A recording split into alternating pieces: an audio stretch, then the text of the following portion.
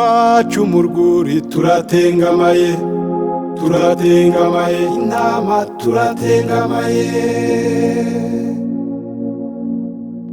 Iwacu mu rwuri turatengamaye, imbere y'umwungeri uturagiye, ibiganza by'iziziwe bizamuye imvamutima z'ibyiza twaragijwe, iyi nganzo irangurura iryo shimwe.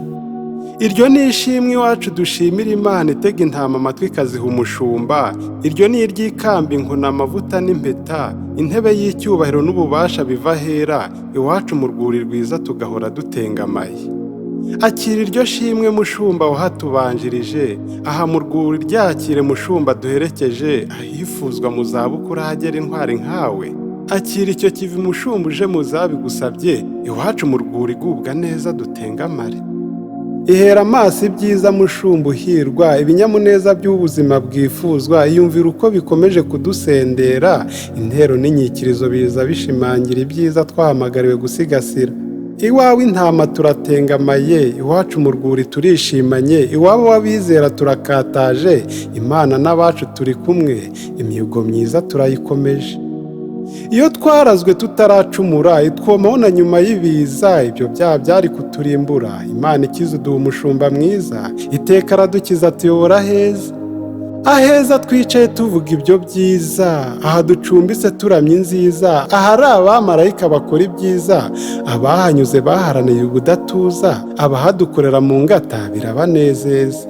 Irebere rwose mushumba mwiza, ibyo bibondo n'urubyiruko baseka, itegereza abo bategarugori beza, izo ntambwe z'abagabo bashima, ingo nziza zinezeza Imana ikora. Iyo ni imirimo y'amaboko atiganda, iwabo wabo bazima buzuzanya, imirimo ikarumbuka tugasarura, imiryango igatekana mu itorero rishima Imana mu gihugu cyiza cyuje iyo migisha. Iyo wadusabiye turayigushimira, imigisha itagiye imbere kaduhama, iteka turakayibuka tuyisigasira, ituma mu rwuri dutengamara, iwacu ntiteze guhungabana. Amagambo meza dusetsa, amasomo anoza dukosora, amaboko akora twubaka, amateka avuga ubutumwa, dusigira impamvu zishima. Intabwa wataruye twatakaye, intambwe intore nziza yadutoje, iyo wateze amatwi yarakuturagije, iwacu kwa Kristo umwami twibutse iriba ry'umunezero twagomororewe. Iryadudubije mu itongo ryuje amarira, iryasuye abaraye amajoro badasinzira, iryamaze inyota banyuze muri izo nzira, iryaharuriye abarigana imihanda mizima, iryo rirakaramba iteka tuzarisiga rizima. Irivomerera urwuri rugatoha duhuza intambwe z'abarazwe kurwuhirira, iritanga ubu buzima ntama w'Imana isi yabonye ubutayu bwera imyaka, imisozi n'ibibaya bivuga inkuru nziza.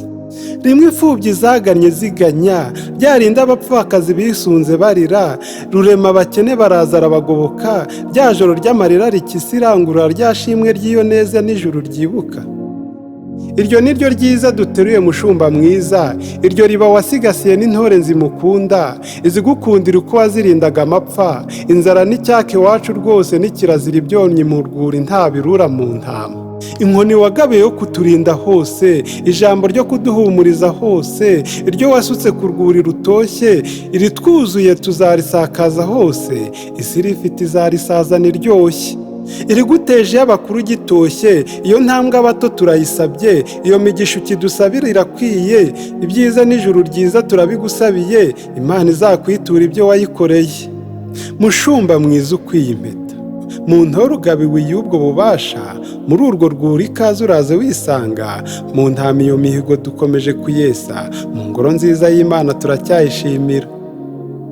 Mu kwizera umucunguzi udahemuka, mu kwemera kw'intumwa zizerwa, mu mbaraga z'umwuka wera ukora, mu materaniro ahembura abizera, mu rwiza urisanga mu bana b'Imana. Mu misozi no mu bibaya turayihimbaza, mu mitima no mu miryango turasabana, mu matorero shingiro turamya iyo Mana, mu mahema y'ahera hayo abayo twibera, mu bice by'isi yose tuzamuye ibendera. Iyi ntambwe idatereye mu busabusa, ije kuzuza iz'indashyikirwa, yongera imvura n'umucyo bikwiye mu myaka, intama mu rwuri amahoro mu mitima, ijwi wahawe nirigira riti tujyanemo mu bwiza. Imana yashoboje ibyiza beza bakubanjirije, ibyo twagezeho twishimiye yabituremeye, iracyadushoboza nta kiriho cyayinaniye. Isengesho n'ibi biganza byacu hamwe, izadushoboza byinshi turayiringiye. Iriba ry'ibyiringiro rirakadusendera, imishinga iwacu irakomeze gutoha, iy'amasomero n'amavuriro tugana, iragoboka abawe iwawe batugana, iratuzamure mu ikuzo ry'idukunda. Imivugo n'imbyino mu rwuri turakabihorana, indirimbo n'umunezero iwacu birakadusaga, impano y'ubuzima bwiza iraduhoza heza, ibiganza by'intore biragabura ibyo byiza, ijambo ry'Imana mu rukundo riraganza.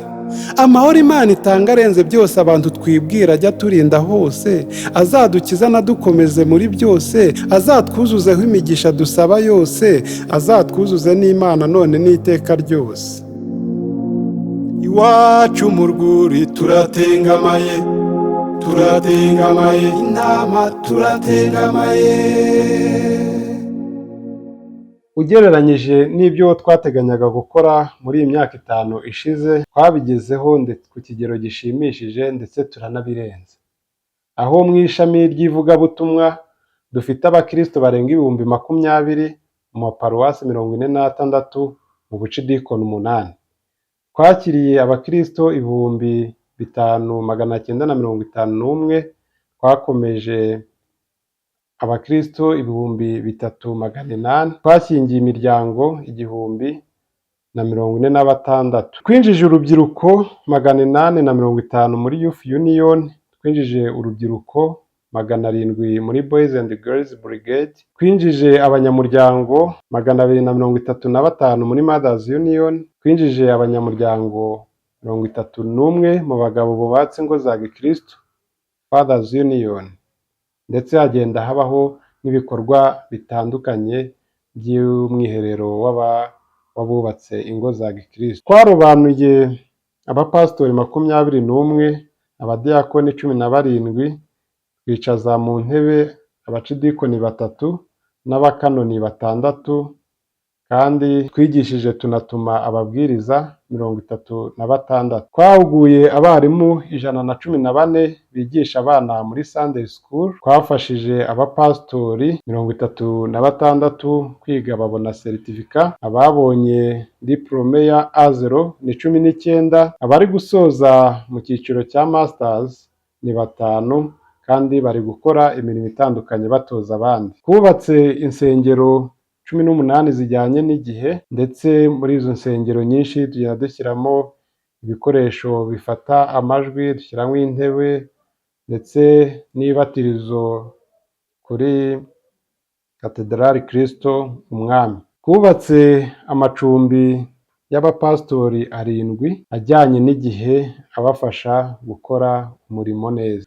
Mu ishami ry'imibereho myiza twubatse amashuri mashya, ngo ni ibigo by'amashuri 6, ndetse bifite n'ibyangombwa bisabwa, aho buri mwaka ibigo 23 by'amashuri byakira abana barenga 14,500 bari kwesa imihigo ku rwego rushimishije, aho ndetse bari kwegukana imidari n'ibihembo ku nzego zitandukanye.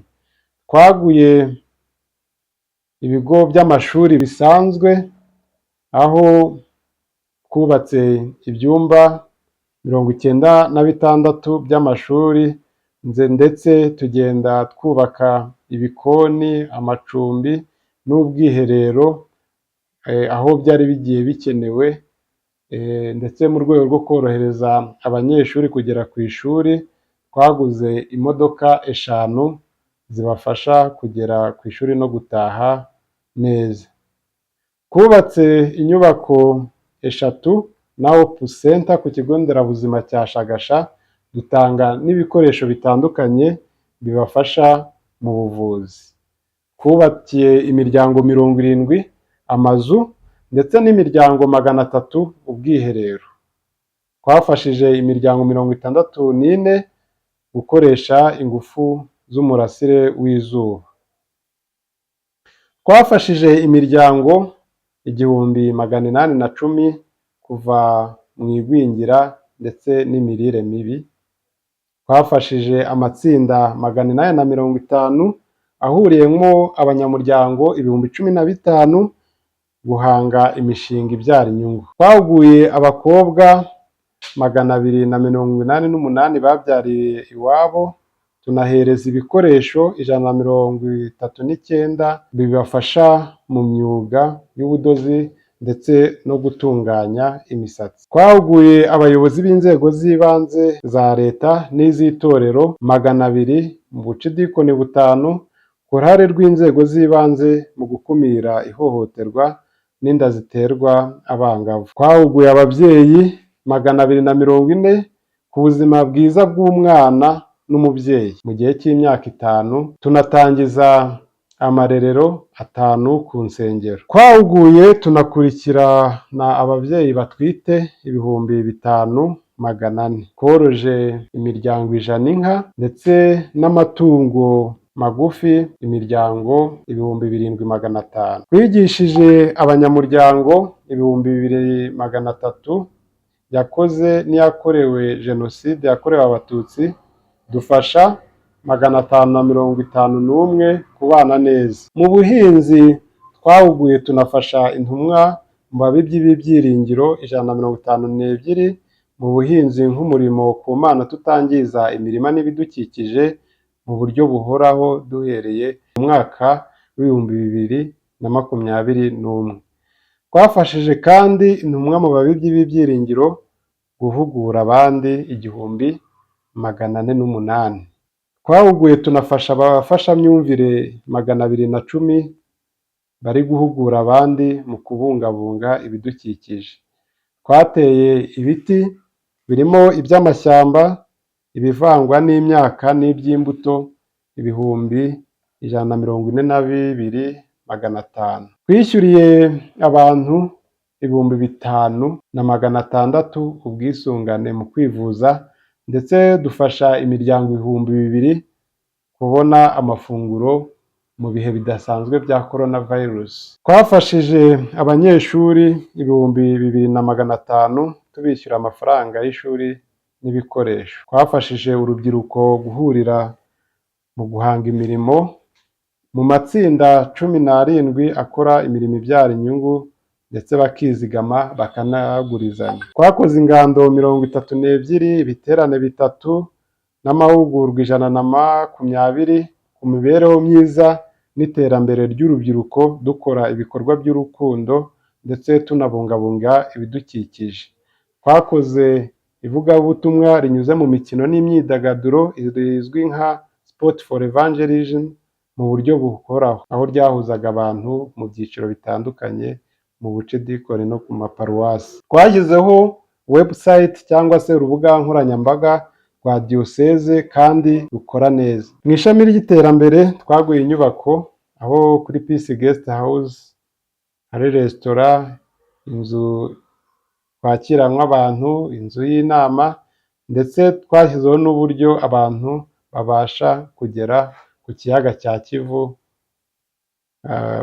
abashaka koga bakoga n'abashaka kuhaganirira bikaborohera. Twubatse parikingi n'icumbi ry'abakozi kuri Gisakura Kenibara mu Guest House ndetse twubaka n'uruzitiro aho kwakirira abantu ku icumbi rya Bweye Guest House. Twatangije ikigo cy'ubucuruzi cya Doruka Limited ndetse dushora imari mu iterambere rya Butamba mu Milk Company Limited no muri Murangi Farm Irrigation System. Twaguze imirima 51 ifite agaciro ka $138,900 y'u Rwanda ndetse n'inzu imwe ifite agaciro ka $35,500. Bubatse inzu z'abapasitori 7 zifite agaciro ka $161,000, kubaka n'insengero 18 zifite agaciro ka $400,000. Twasannye amazu atandukanye, twaguze ibinyabiziga, twagize uruhare rukomeye mu mirimo yose, cyane cyane gutegura amabwiriza atandukanye ajyanye n'imikorere n'imikoranire, kubaka inzego zikora, gushyiraho gahunda y'imiyoborere y'abakozi no kwishyura ibisabwa ku gihe, gushyiraho abapasitori n'abakozi bose muri caisse sociale, gukora igenzura ry'ibikorwa n'umutungo buri mwaka, ibyo twita internal audit, kwagura ubufatanye n'imiryango itandukanye n'inzego, gutegura no kugira uruhare mu nama z'abafatanyabikorwa, gukora inama z'itorero mu gihe cyagenwe ndetse no mu bihe bidasanzwe. Urebye muri iki gihe cy'imyaka 5 ishize tuyobowe na Bishop Francis Karemera, twageze kuri byinshi byiza bishimishije kandi biri kugira uruhare mu iterambere ry'igihugu. Ibyo byose turabishimira Imana na Bishop Francis Karemera ndetse n'abo twabifatikanyijemo bose, turabashimira. Murakoze. Yego, tubaye ikaze Musenyeri, twatangira tubasoza. Murakoze cyane, natwe turabashuhuje. Uyu munsi ngira ngo n'amateraniro yabaye, mu by'ukuri habaye ibikorwa byinshi, ariko reka twibande ku rugendo rwanyu nka Musenyeri Francis Karemera mu myaka 5 mu mazina aha.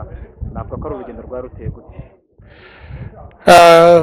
Twageze i Cyangugu mu kwezi kwa 9 ku mwaka w'ibihumbi 2019, tariki 15 z'uko kwezi kwa 9 2019 nibwo twahawe inshingano zo kuyobora iyi diyoseze. Baradusengera mu iteraniro, ubwo twarobanuwe tugahabwa izo nshingano. Diyoseze ya Cyangugu, icyo twabasezeranya kandi dusezeranya Imana namwe mwese bari hano, nuko tuzakomereza ku mirimo myiza, tubungabunga ibikorwa byiza bagezeho, ndetse dukomeze kugira uruhare mu bikorwa bindi by'iterambere biteza imbere abagize diyoseze, ariko bifasha na diyoseze ya Cyangugu kwigira no kwishakamo ubushobozi bwo gukora umurimo w'Imana, guteza imbere ivugabutumwa no gutoza abakristo kuba bigishwa beza ba Kristo, barangwa n'imbuto Kristo adutezeho, baharanira gukura no kugera ku kigero cy'igihagararo cya Kristo. Tumaze amezi 6 yo kwiga aho Imana yadutumye, nibwo icyorezo cya COVID-19 cyahise kinjiramo. Byari ibihe bigoye, twamaze imyaka 2 ya guma mu rugo, kinga guma mu rugo z'urujya n'uruza. Ubwo rero imyaka 2 yaratambutse, tubona gushyira imbaraga mu byihutirwa, dufatira ku byo twasanze kugira ngo tubisigasire bikomeze bikure, ariko dutega n'amatwi, dusenga n'Imana kugira ngo ituyobore, tumenye ibyo ishaka ko dukora nabyo tubikore mu gihe cyari gisigaye cy'imyaka 3. Muri iyi myaka 3 rero turashimira Imana kuko yatugejeje kuri byinshi. Mbere na mbere twifuje yuko twarushaho gufatanya n'abapasitori n'abakristo gusobanukirwa icy'itorero ribereyeho. Ese inshingano Imana yahaye itorero ni iyihe? Ni ukugira ngo ubutumwa bwa Yesu Kristo bugere ku bantu bose batarabumenya, kandi tubashishikarize kubwakira no kubugenderamo. Icyo ni icyambere.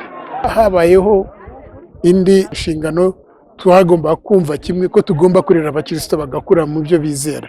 Hanyuma ariko nk'abantu bayoborwa n'urukundo rw'Imana, twagombaga kwibaza ukuntu abakristo bo muri diyoseze ya Cyangugu bagaragariza urukundo mu baturanyi babanye nabo. Icyambere, niba abaturanyi hari abazahajwe n'ubukene, urukundo rw'Imana rwadufasha iki kugira ngo bari mu bukene bukabije bazamuke, bave mu bukene bukabije, abana bave mu igwingira. Noneho muri uko kuyoboka Imana, urugomo, niba hari abantu barangwa n'urugomo, bihane bave mu bikorwa by'urugomo, amahoro aganze aho abantu batuye, inzara ihacike, ubukene buhacike, abantu bashobore kwivuza, bashobora kwirihirira mituweli, isuku igere hose. Hari aho wagera ugasanga hari abantu batagira amatuwarete. Turashima ubuyobozi bw'itorero Anglikani badutekerereje bakaduha tuwarete kuko mbere twari dufite zari twarete zitameze neza, za zindi zifungishije imifuka, umuntu ku buryo bwo kujyamo ariko manywa wabonaga ari ikibazo. Ariko ubu ngubu noneho turabashimira cyane ko baduhaye toilette zifite icyerekezo, umuntu asigaye yajyamo akayikoresha uko yumva yifuza. Ntabwo ari ibintu umuntu yahisha kuko birazwi, biri mu bitangazamakuru, biri hose, kugira ngo tubakangurire kumva yuko n'isuku no kwirinda indwara no kubona indyo ihagije kandi yuzuye n'iterambere ry'urugo, gushyira abana mu mashuri bakiga kandi bakagumamo, ntibave mu mashuri kubera impamvu zitandukanye batarangije bacikije amashuri. Ibyo byose muri iyi myaka 5 dufite, ese twakwiha intego, twakwiha viziyo, turayiha, turavuga ngo turashaka muri iyi myaka 5 kurangira turi itorero rikomeye, ryarinda umuntu ajyamo akumva ariho ashaka kuguma, ryatorera abantu bifuza. Ariko tukavuga ngo turashaka no kuba itorero ryishakamo ibisubizo. Ikindi rero ni ukugira ngo itorero rya Kristo muri diyoseze ya Cyangugu rihindura aho riri. Muri iyi myaka 5 hubatswe insengero nshya, hubatswe ibigo bishya by'amashuri 6, ariko aho byari bisanzwe biri habayeho gukomeza kwagura. Wumvaga ku Nkombo ko bavuga ngo ishuri rya Nkombo muri iyi myaka 5 ubutaka bw'ishuri bwaragutse, hubakwa n'ibyumba 9. Mu bigo byari bisanzwe rero hagiye habaho kugabanya ubucucike, twongera ibyumba ku bigo by'amashuri. Dufite ibigo by'ubuvuzi, centre de santé 2 na poste de santé zishamikiyeho. Hari n'umushinga wo kubaka centre de santé ya 2 ya Shagasha. Dufatiraho byari bigeze, centre de santé iruzura ifungura amarembo, ubu yakira abantu. Niyo centre de santé ya mbere mu murenge wa Gihundwe. Centre de santé mo Cyangugu ikaba mu murenge wa Kamembe. Ubwo rero ibyo ni bimwe. Ikindi dufite ibi bigo by'amacumbi, Peace Guest House na Bishop Ken Baram Guest House ya Gisakura, n'ishami rya Peace Guest House riri Bweyeye. Izo nazo twakomeje kuzagura no kuvugurura, kuko zabaga zimwe nk'iyi yubatswe kera cyane, twagomba kugira ibyo tuvugurura. Urabona resitora yariyongereye, n'aha hanze haraboneka aho abashyitsi bashyikira kuri reception. Hari n'inyubako nshya iri inyuma yacu ya reception, ifite sale yakira inama hejuru yayo. Urwo ni urugero rumwe hano, ariko na Gisakura hari byahindutse, na Bweyeye hari ibyiyongereyeho. Nabyo ni bimwe mu byo twashoboye kugeraho. Iyo spirit cyangwa se iyo viziyo mwari mufite, ni irihe banga mwakoresha kugira ngo n'umukristo ayiyumvemo ku buryo muvuga muti uruhare rwe narwo rugaragara? Icya mbere tutaragera ku bakristo, twabonaga yuko iyo viziyo ari nziza kandi tugomba kwigeraho, ariko tukumva ko iyo umuntu yihaye intego nk'iyo akenera n'ubuyobozi bushoboye bwatuma ibyo bintu bigerwaho. Twashyize imbaraga mu kwigisha abapasitori, abari basanzwe tugenda tubongera ubumenyi, tubohereza mu mashuri yo kubongera ubumenyi, ariko turekuruta n'abandi. Ubu uyu mwaka turimo wonyine twagize abapasitori basohotse muri kaminuza bafite impamyabushobozi ya A0 14. Abo ni abashya biyongera ku bari basanzwe, nabo bagiye bazamura bakagera kuri masters.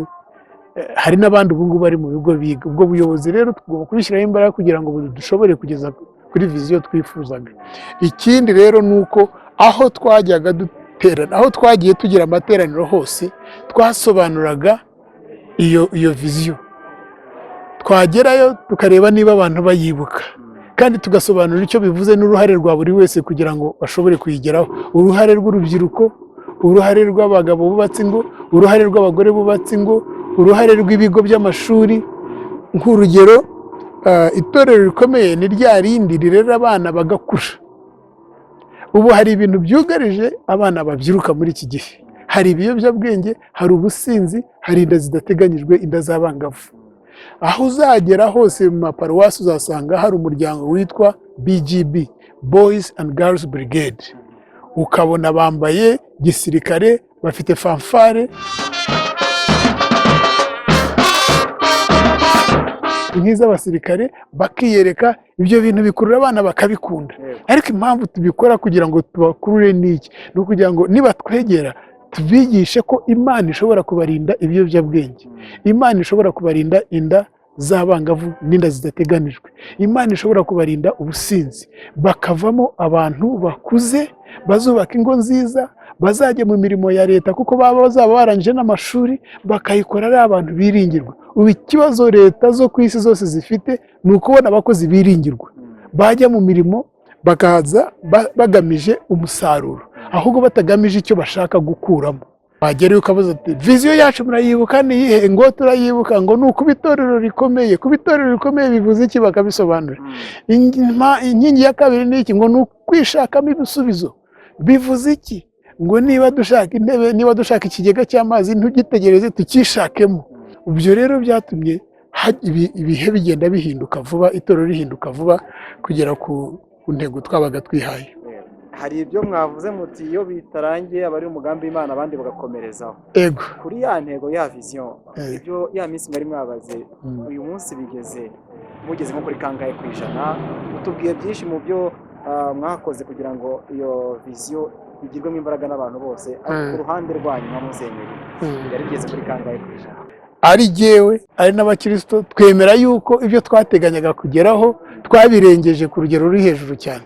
Ntabwo nari nzi yuko abapasitori na paruwasi zabo bashobora kwicara muri katedrali ngo wumvise bakegeranya miliyoni 24 bakagura intebe bakazishyira mu rusengero, barangiza bakubaka ibatirizo rya miliyoni 4, barangiza bagakora sound proofing ya miliyoni 2.5. Urumva ubwo buryo ntabwo bwari bumenyerewe.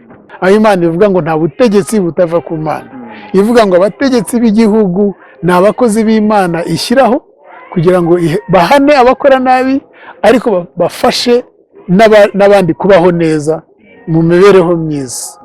Ntacyo twakora tudafatanyije. Niyo tuguze ubutaka bwo kubakaho urusengero kugira ngo bwitwe ubw'itorero, inzego z'ibanze, umurenge, akarere bibigiramo uruhare, invitation zigakorwa, uruhushya rwo kubaka nirwo barutanga.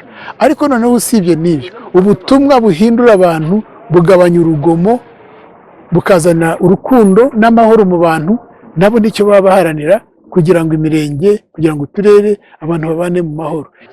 Reka tubashimire cyane ku mwanya mwaduhaye. Murakoze cyane. Iwacu mu rwuri turatengamaye, intama turatengamaye.